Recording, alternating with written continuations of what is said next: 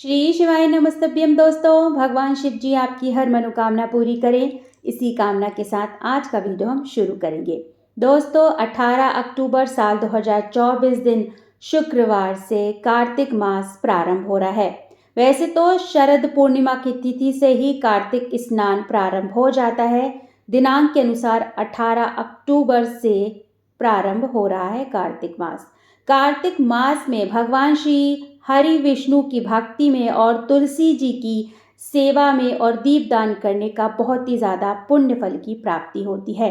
तो किस तरह से सरल विधि से हमें जो है वो तुलसी जी की पूजा करनी है, कैसे दीपदान करना है, आज उसकी संपूर्ण सरल विधि आपको बतलाने वाली हूँ। तो सबसे पहले आपको प्रथम दिन जो है वो इस तरह से थोड़ी अच्छे से पूजा करनी है। जो कार्तिक व्रत रखते हैं उन्हें तो विधिवत तरीके से भगवान श्री हरि विष्णु और तुलसी जी की पूजा अर्चना करनी चाहिए। भगवान श्री हरि विष्णु का विशेष आशीर्वाद उन्हें प्रदान होता है। तो इस तरह से देखिए, नई चुनरी ले ली है। चुनरी हमें प्रथम दिन जो है वो उड़ानी है। तुलसी जी को धूप बत्ती ले ली है, प्रसाद के रूप में बतासे ले लिए हैं, घी का एक दिया ले लिया है, थोड़े से पुष्प ले लिए हैं, जल ले लिया है और हल्दी कुमकुम इस तरह से टीकने के लिए अक्षत, इतनी सामग्री ले ली है। प्रथम दिन जो है वो हम माता तुलसी को जो है चुनरी उड़ाएंगे और जो भी पुरानी चुनरी है, चूड़ी वगैरह है, उसे हम निकाल लेंगे। देखिए दोस्तों, तुलसी जी के गमले के पास मैंने छोटी सी एक चौकी लगाई है। चौकी इसलिए लगाई है क्योंकि दिए को रखने के लिए जो है वो जगह नहीं है, गमला छोटा है मेरा। तो अगर आपका यहाँ का तुलसी जी का गमला बड़ा है तो आप वहीं पर दीपक जला सकते हैं। और इस बात का विशेष ध्यान रखिएगा कि तुलसी जी के पौधे में कुछ नुकसान ना हो, वो दीपक से जो है वो जले ना। ठीक है, तो इस तरह से मैंने, इसीलिए छोटा गमला है इसलिए मैंने चौकी लगाई है। आप चाहे तो साधारण तरीके से कहीं साइड में भी जो है वो दिया रख सकते हैं। और यहाँ वही थाली जो है वो तैयार कर ली है। इस तरह से चुनरी वगैरह उड़ाना है ना, तो हम प्रथम दिन जो है वो कार्तिक मास के प्रारंभ वाले दिन ही चुनरी वगैरह उड़ा देंगे। पुरानी चूड़ी वगैरह निकाल के नई चुनरी चूड़ी माता रानी को हम पहना देंगे। तो यहाँ देखिए इस तरह से ये जो है यहाँ पर मैं आसन लगाकर बैठ गई हूँ और इस तरह से थाली तैयार की है। तो सबसे पहले यहाँ पर हमको जो पुरानी चूड़ी वगैरह है वो हटा लेनी है। ठीक है, हम माता रानी को नई चूड़ी जो है वो कार्तिक माह के प्रारंभ में पहना देंगे। उसके बाद जब हम तुलसी विवाह करेंगे तो भी हमें विधिवत तरीके से पूजा अर्चना करनी है, श्रृंगार वगैरह चढ़ाना है, जल अर्पित कर देंगे। और यहाँ पर देखिए मैं आचमनी कर रही हूँ, उसके बाद थोड़ा सा जल अर्पित कर देंगे।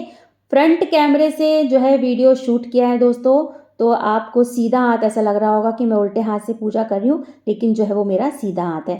तुलसी जी पे जल अर्पित करने के बाद, आचमनी करने के बाद यहाँ पर हम दीप प्रज्वलित करेंगे और ये दीप प्रज्वलित करने के बाद ही हम जो है वो पूजा प्रारंभ करेंगे। ये दिया हमारी पूजा का साक्ष्य माना जाता है, इसलिए सबसे पहले दीप प्रज्वलित करें, आह्वान करें और फिर पूजा प्रारंभ करें। दीपदान अगर आपको सुबह करना है तो बिल्कुल आसमान में तारे दिखते रहें तब तक ही आपको दीपदान करना है। सूर्य की किरण के साथ उजाले पे दीपदान नहीं किया जाता है, दीपदान अंधेरे में किया जाता है। नहीं तो आप दीपदान जो है वो शाम के समय करें। यहाँ पर तुलसी जी को मैंने नई चुनरी उड़ा दी है और चूड़ी पहना दी है।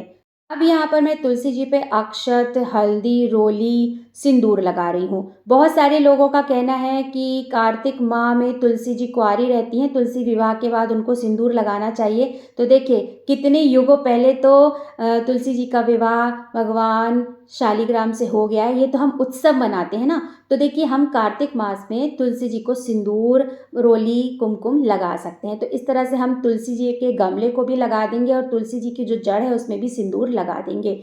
फिर थोड़े से पुष्प अर्पित कर देंगे और भोग प्रसादी भी अर्पित कर देंगे।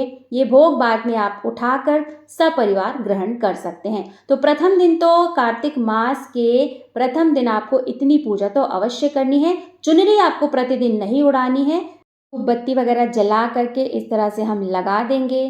तो देखिए दोस्तों, जो व्रतधारी है वो तो कम से कम प्रथम दिन इतनी पूजा करें। जो व्रतधारी नहीं है, जिन्होंने कार्तिक मास में व्रत नहीं धारण किया है, वो भी प्रतिदिन सुबह शाम तुलसी जी की अच्छे से पूजा अर्चना करें, उनकी सेवा करें। हिंदू शास्त्र में कार्तिक माह को बहुत ही ज़्यादा सर्वश्रेष्ठ माना गया है। भगवान श्री हरि विष्णु की असीम कृपा बनती है जो कार्तिक माह में इस तरह से तुलसी जी की और भगवान हरि विष्णु की पूजा अर्चना करते हैं। कहा जाता है कि कार्तिक माह में सभी देवी देवताएं और खास तौर से भगवान श्री हरि विष्णु जी मनुष्य के बहुत ही निकट होते हैं। तो देखिए, इस तरह से अगर आप तुलसी जी की पूजा करेंगे तो आपको उत्तम फलों की प्राप्ति होगी। भगवान श्री हरि विष्णु आपसे प्रसन्न होकर आपके पूरे घर परिवार को सुख समृद्धि का आशीर्वाद देंगे। फिर इस तरह से जो है वो हम आरती कर लेंगे। तो इस तरह से विधिवत तरीके से, बहुत ही सरल विधि से जो है 10 मिनट के समय में हम तुलसी जी की पूजा पूरे कार्तिक मास में कर सकते हैं। दोस्तों, दीपदान आपको बिल्कुल भोर में करना है, तारे दिखते रहें आसमान में, उस समय आपको दीपदान करना है, अंधेरे में करना है।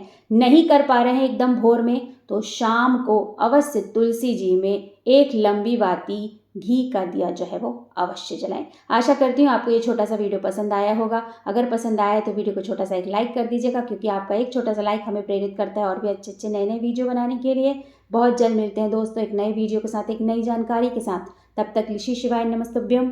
धन्यवाद दोस्तों।